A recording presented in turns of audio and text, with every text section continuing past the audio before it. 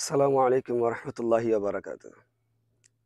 আল্লাহর হাবিব সাল্লাল্লাহু আলাইহি ওয়াসাল্লামের চরিত্র কেমন ছিল আমরা আসলে একটু জেনে নেই। আল্লাহ রাব্বুল আলামিন পবিত্র কালামে পাকের মধ্যে সূরা কলামের ৪ নম্বর আয়াতের মধ্যে আল্লাহ রাব্বুল আলামিন বলেন, ইন্নাকা লাআলা খুলুকিন আযীম। ইয়া রাসূলুল্লাহ, এবার এটা সরল অনুবাদ আমরা যদি দেখেন, তাফসীরে যাচ্ছি না, এর সরল অনুবাদ আমরা দেখব। ইন্নাকা, ইন্না নিশ্চয়, কা আপনি, ইয়া রাসূলুল্লাহ নিশ্চয়ই আপনি, লাআলা অবশ্যই উপরে, খুলুকিন চরিত্রের, আজিম মহান। তো আল্লাহ রাব্বুল আলামিন আয়াতের মধ্যে, ছোট্ট একটা আয়াতের মধ্যে কোরআনের যে কথাটি উল্লেখ থাকে সেখানে তো আর জোর দেওয়ার প্রয়োজন নেই। আহ, সেখানে জোর আরোপ করে গুরুত্ব আলাদা করে বোঝানোর কোনো প্রয়োজন নেই। যখন কোরআনে আল্লাহ রাব্বুল আলামিন কোনো কিছু উল্লেখ করেন, সেখানে আল্লাহ রাব্বুল আলামিন কোরআনে উল্লেখ করেছেন এবং আয়াতের মধ্যে অনেকগুলো তাকিদি শব্দ, তাকিদি বিষয় উল্লেখ করেছেন। অর্থাৎ আল্লাহ রাব্বুল আলামিন এই কথা বলার সময় তাকিদ দিয়েছেন। জোর করে আল্লাহ রাব্বুল আলামিন বলছেন, ইন্নাকা নিশ্চয়ই আপনি, আলা বললে হতো, আলা খুলুকিন চরিত্রের উপরে আপনি আছেন। কিন্তু কি বলেছেন? নিশ্চয়ই আপনি, লা আলা অবশ্যই উপরে, খুলুকিন চরিত্রের, সাধারণ চরিত্রের অবশ্যই আপনি উপরে, এই কথা বললে হতো। তারপর আল্লাহ বলছেন খুলুকিন চরিত্রের উপরে। কেমন চরিত্র? আজিম মহান চরিত্রের। তাহলে কি দাঁড়ালো অর্থ? ইয়া রাসূলুল্লাহ, আপনি অবশ্যই মহান চরিত্রেরও অবশ্যই উপরে। সুবহানাল্লাহ। তাহলে এই কথা দ্বারা বোঝা গেল আল্লাহ রাব্বুল আলামিন তার হাবিবের চরিত্রের ব্যাপারে গ্যারান্টি দিচ্ছেন যে, ও আমার হাবিব, আপনার চরিত্র তো পৃথিবীতে যত খুলুকে আজিম আছে তার চাইতে আরো উপরে। সুবহানাল্লাহ।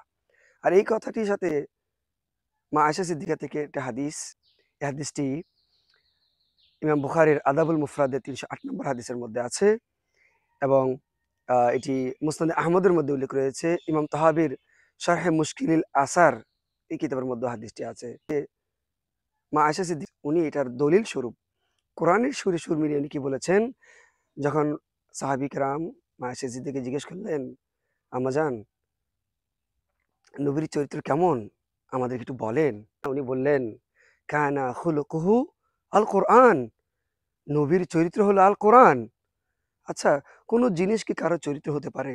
চরিত্রটি গুণের নাম। তা আপনি বলবেন উনার চরিত্র সর্বোচ্চ সুন্দর ছিল, সর্বোচ্চ মহান ছিল। উনি এটা না বলে উনি কি বললেন? নবীর চরিত্র হলো আল কোরআন। কেন বললেন? যেহেতু আল্লাহ রাব্বুল আলামিন কোরআনে নবীর চরিত্রের ব্যাপারে বর্ণনা করেছেন, গ্যারান্টি দিয়েছেন, জোর দিয়ে বলেছেন। কিন্তু কোরআন শব্দ ব্যবহার করে মা আয়েশা সিদ্দিকা কেন বলেছেন? তার কারণ হলো, আমরা যদি কোরআনের দিকে তাকাই, যে কোরআনের ১ম সূরা, আমরা যে কোরআন পড়ি, সূরা ফাতিহা দিয়ে শুরু হয়েছে। শব্দটি কি? আলহামদুলিল্লাহি রাব্বিল আলামিন। সমস্ত প্রশংসা সৃষ্টি জগতের প্রতিপালক তার জন্য।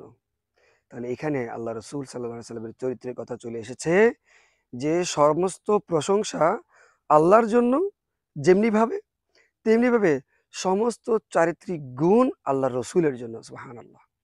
সূরা বাকারাতে যদি আসি, আল্লাহ রাব্বুল আলামিন কি দিয়ে শুরু করেছেন? আলিফ লাম মিম যালিকাল কিতাবু লা রাইবা ফীহি হুদাল লিল মুত্তাকিন। লা রাইবা ফীহি, এই কোরআনে কোনো সন্দেহ নেই।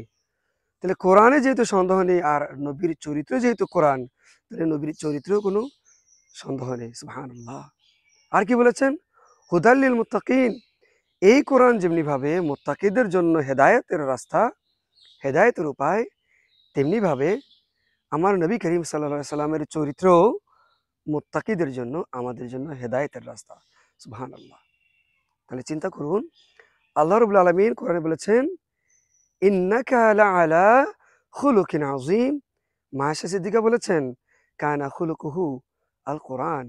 আল্লাহ রাব্বুল আলামিন আমাদেরকে নবী করিম সাল্লাল্লাহু আলাইহি সাল্লামের চরিত্র সম্পর্কে আরো বেশি জানার তৌফিক দান করুন।